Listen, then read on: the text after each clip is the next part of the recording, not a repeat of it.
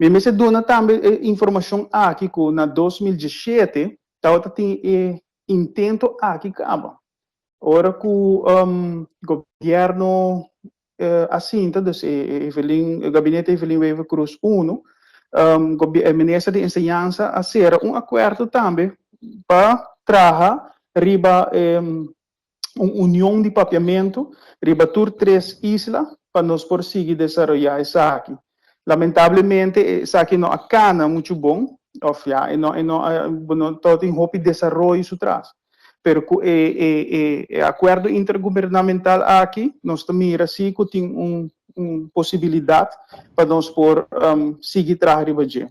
Para que isso aqui está a falar sobre nós saco momento não difícil, já 2020 nós conhecemos, não vou repetir a história, mas nós conhecemos o que passa no mundo, então aqui está pondo recursos, não tem que mais raros. Então, com o acordo intergovernamental aqui com a Sera na 2021, nós lo por mira toch benefício. Pensei que bisa nota eta sim e não.